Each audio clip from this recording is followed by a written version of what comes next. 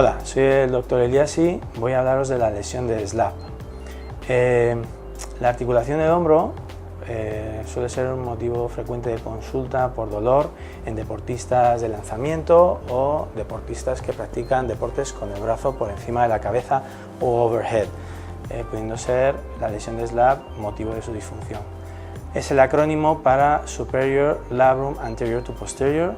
En realidad lo que ocurre en la articulación cuando aparecen esos gestos es que hay un aumento de la presión de la cápsula posterior y una disquinesia de la escápula, lo que produce una rotura a este nivel o peel back, forzando este gesto y apareciendo lo que es la lesión de SLAP, rompiendo el labrum en esta zona. Es muy poco frecuente que la lesión de SLAP aparezca de forma aislada. Suele aparecer de forma combinada con otras lesiones asociadas en la articulación, en lo que es el hombro. El paciente acude a la consulta con dolor, un dolor difuso, inespecífico, chasquidos, ruidos en el movimiento y dolor sobre todo con cualquier movimiento por encima de la cabeza. Y el deportista suele describir lo que viene siendo la sensación de brazo muerto o dead arm. El diagnóstico de la lesión de SLAP se basa en la anamnesis, que es la entrevista del médico con el paciente, donde el paciente nos describe cómo le ha aparecido el dolor, la duración de las molestias, cuando le aparece el gesto deportivo. Después hacemos lo que es la exploración. En la exploración se hacen múltiples pruebas de test de estrés para el bíceps y luego la prueba complementaria más específica en este caso sería realizar una artrorresonancia, donde veríamos la lesión del SLAP. Sin embargo, el diagnóstico de certeza y de mayor especificidad se realiza en la artroscopia durante la cirugía. Ahí podemos valorar la lesión, ver el grado y clasificarlo, y en ese momento es cuando se decide qué tipo de cirugía requiere el paciente.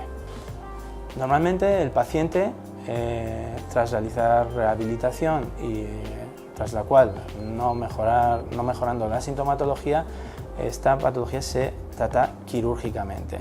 La cirugía se hace mediante artroscopia y de lo que se trata es en reparar la lesión del SLAP. Cuando se trata de la clasificación de Snyder del 95, el tipo 1 suele ser deshilachamiento del labrum. Normalmente ahí no se suele hacer nada más que un desbridamiento, una limpieza. En el tipo 2, que es el más frecuente, en el que hay una rotura del labrum sin afectación del tendón del bíceps, en pacientes menores de 40 años se realiza una sutura del labrum. En pacientes mayores de 40 años se realiza una tenodesis del bíceps asociada a la sutura del labrum para evitar rigideces posteriores. Y eso se realiza mediante una tenotomía a nivel de la inserción de la porción larga del bíceps y se realiza una reinserción en la corredera.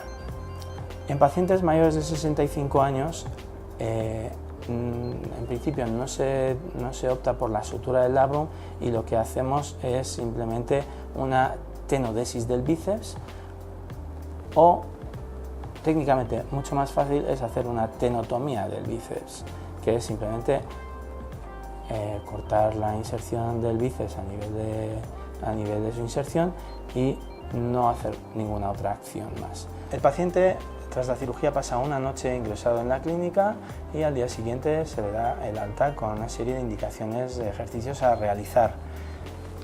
La rehabilitación propiamente dicha se inicia a partir de los 15 días, sin embargo el paciente ya está haciendo ciertos ejercicios que le indicamos al alta. La recuperación funcional normalmente viene a ser en torno al mes y medio, 2 meses para una incorporación laboral, también depende del tipo de actividad laboral que realice, y para la actividad deportiva la incorporación suele darse al 4º o 5º mes.